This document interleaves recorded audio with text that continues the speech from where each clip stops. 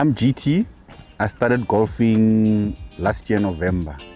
That's when I got my first set of clubs. I'm X. I started golfing last year, June, so it's been about 15 months. The two guys who I'm golfing with right now introduced me to golf. I was just chilling at my house, minding my own business. You know, they saw it fit that they must include me in their misery. And then now here I am. I'm spending hours and hours in the sunlight, you know, but yeah, because I tolerate them. That's why I decided that I'll play with them. My manager, I hope he doesn't say this, tricked me into buying golf clubs, but it was one of the best things that could have happened to me. He needed to sell golf clubs at a very high price, and I bought them. And then I was forced to use them, and in that process I ended up falling in love with golf. Yeah, I'm KB. I started during the same month as X after his boss sold him his expensive clubs. Yeah, so he actually, I was in the mix, in the process. He was telling me what's happening, what's about to happen and all of that. And then he came back, he showed me the clubs, and then I think the weekend after we went to a driving range. Yeah, and the rest is history. Yeah, so when we moved to Joburg in 2018, 2019, we actually went to Reading Country Club. We didn't know anything. Shout out to Buddha, a friend of ours organized a golf clinic session there. We did not know what we were doing.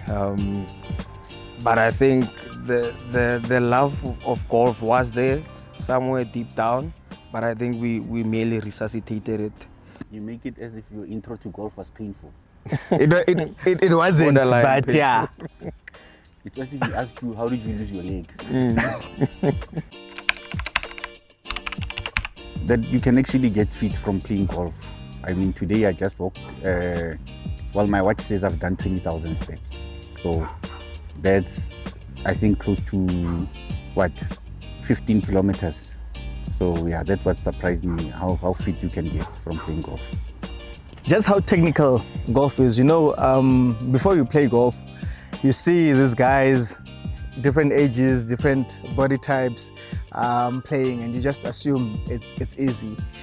Even when you're good, you can have an off day, and all of it is technical. There's certain steps that you take before you hit a good shot, and every shot has technical aspects that you must consider while hitting a shot. I think that surprised me, how technical golf is. Yeah, golf is hard. Golf is hard, and you need to be patient with yourself, and you need to have a memory of a chicken. You need to forget any bad shot that you hit and on to the next one, because if you dwell in the past, it's just gonna mess your entire game. And if I was to ask you in 3 words to describe your golf game, how would you describe it? Stable, Frustrating, enjoyable, Powerful, tricky, and also turbulent at the same time. unpredictable, and surgical. that's a contradiction. I know. Stable in the sense that Or the art club. it's stably tricky, or it's stably tricky. No. Like the art clubs that I'm consistent with, and that I know for sure that I'm gonna hit, and the art clubs that I'm struggling with. So that part is stable, and then obviously the long irons are a bit tricky for me. Turbulent. Sometimes it's good, sometimes it's bad. And I'm not talking about different days. I'm talking in the same round. Same time, sometimes in the same hole. When I look at my short game, there are shots that I play that shock a lot of people in the sense that they're high quality shots. So I have the good and the bad. Yeah. The Gens don't seem to agree. Who doesn't agree? Who was hitting surgical shots here? Yeah. Does anyone object? I dare want you to disagree. When people talk in my backswing, Yeah. guys, and they know themselves. Definitely people gossiping about you. Definitely people gossiping about you while you're on the green. What are we talking about here? Is this Cubs? Yeah, you know, some people they're sensitive when we call them out. So I'll just say they know themselves, and there's a possibility they can hear me. When people don't repair their divots or ball marks, because I think it's a sign that you don't respect the course and other players. It's something very simple to do. I feel like everyone should be doing it. So if I was to ask you what your go-to golf course in South Africa is, what would it be and why? Probably going to be similar to the guys, Highlands Gate or Copperleaf. It will have to be Highland Gates as well. I need a rematch because when we went there, it was the three of us, and we didn't quite know what we were doing. So I think now we will appreciate it more. It's a beautiful course. By fighting with other members, but we're fine. Yeah. Yeah, I know. And we only played 9 holes. So I think a rematch with Highland Gates 18, we should be fine. I say Highlands Gate because it was so beautiful and we really enjoyed playing there. I say Copperleaf because on the day we played, we were the only players. It was just so peaceful and also very beautiful. And so I think those ones are the two I'd mention. Those would be my go-to in South Africa. Well, my staple diet golf course is Acacia Golf Club in Pretoria North. I'm going to represent them because I think they've done a good job. I think out of the 18 holes, there's a water hazard in about 14 of them. So I feel like they've got everything you can need from the golf club, and the membership is reasonably priced. Yeah, that one's important. Isn't it? Yeah. You know, golf is expensive. Wherever you can reduce the cost, you need to take it. Walking or carting? Walking. Walking. Walking. Pants or shorts? Shorts. Pants. Shorts. A perfect drive or a great chip? A great chip. Could have used that today. Perfect drive. Great chip. Range or accuracy? Accuracy. Accuracy, most definitely. Yeah, after today, I will say range to pay. Yeah, today was just tough. Who's your favorite golfer from a global perspective?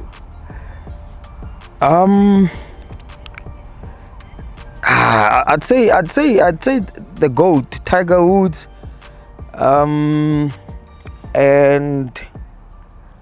Rory, obviously. I was so happy when he won the green jacket, and because it's been a bit elusive for him. And I think a noteworthy mention would have to be Bryson DeChambeau, particularly because he sort of flipped the whole game. I mean, did you know that all his clubs are the same length, and he has this big grips, and he's still doing his thing regardless of the naysayers. So I think his resilience and attitude towards the entire sport, I think, is commendable. Yeah. Who's your favorite global golfer? Right now, I'll have to go with, I wouldn't say my favorite. I'd say the person who's most impressive right now. It's Scotty Scheffler, obviously, but he's not my favorite. There's no golfer that captures my imagination at the moment. The one who does is a controversial figure, because my favorite golfer globally right now is Phil Mickelson, but obviously with Live Golf and everything, he's a controversial figure, but I just admire his chipping game. He's a genius at chipping. So that's my favorite golfer who's still very much active at the moment. But the one who's most impressive, obviously, is Scotty Scheffler.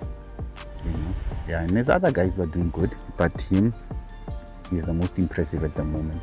So let's say Rory, for power and experience. I think those two things things that we can admire from him, and it shows in his games, in tournaments.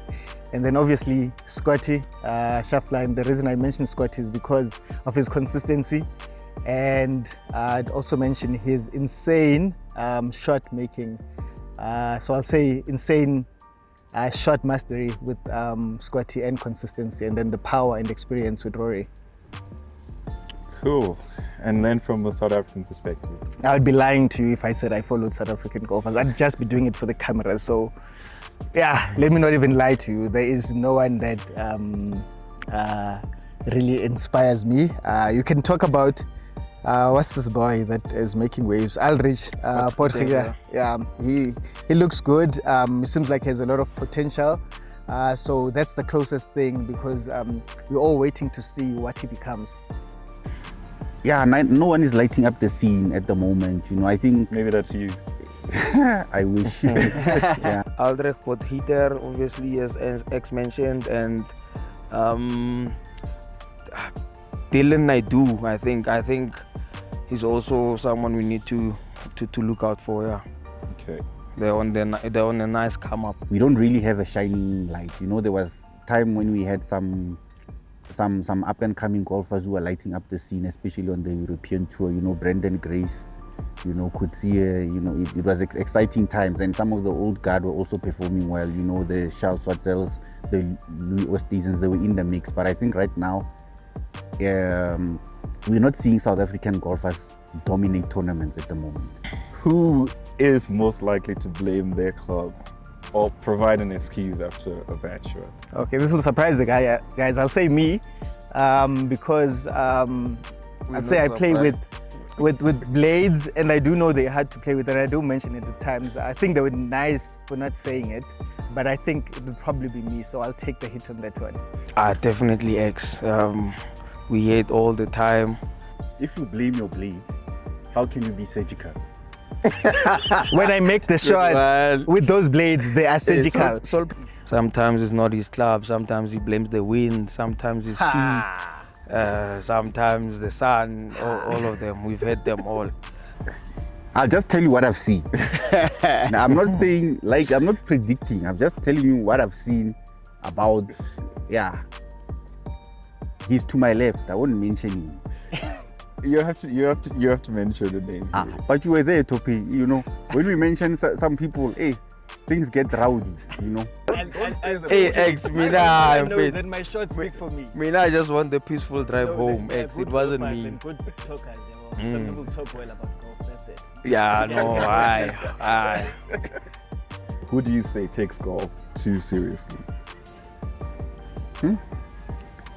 Mind you, we're no controversial. Name now. I won't avoid the question. I'll say Kabelo, because if you do something wrong, like you swing and you don't hit the ball, be like, hey, Mfana, that's a shot. Hey, that's a shot, Mfana. You're like, hey, relax, it's not a tournament, this is not the PGA tour, we're just having fun, but it's a shot, Mfana. Do you acknowledge? Who practices the most between you two? KB. KB, do you agree? No, I don't agree. Okay. I think he does. You think he does? I can say why, because he does go to a golf place close to us, and he goes almost every weekend. He also plays games with Jonathan, yes. And on the other golf group, yes. He's always active. He's always organizing the games, yes. And he's always posting himself on Instagram. Let's be honest. No, we're just with hey, Aibu. you know, like let's just be honest.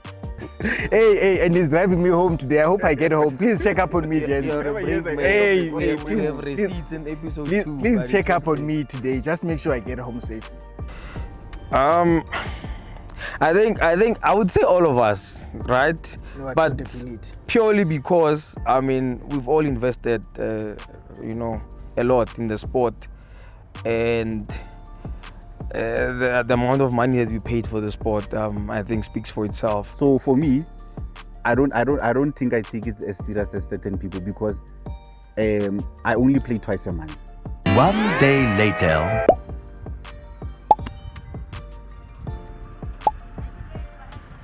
I only play twice a month.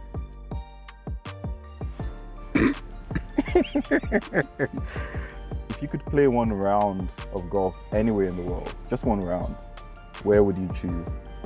Yeah, I'm not going to be one of those amateurs who's going to say, I want to play Pebble Beach or Augusta or St. Andrews or Wentworth. So I will be a typical person and mention St. Andrews because obviously they say it's the home of golf. I want to see what it is that makes it stand out. Around the world. Yeah. Hey, apparently, if you say Pebble Beach, you're an amateur. But I wouldn't mind going to Pebble Beach. I wouldn't mind. We have some amazing courses in South Africa, and I think many of them rival St. Andrews. And I actually want to experience this thing that makes people go crazy over the course. Those courses would eat me alive, you know. So at the moment, I'd like to play Highland Gate again. It's a signature in else. Right here in South Africa, it's a beautiful course. I've played it before, I'd like to play it again. And then when my game improves, the ultimate goal, obviously a bucket list item, is to play one of the most iconic courses. Obviously one of the major links, you know, the St. Andrews, the Carnousties, one of those. But at the moment, I'm not going to be one of those who gives a cliche answer as if like I don't know what will be waiting in store for me at one of those courses. What's one golf skill you're chasing right now?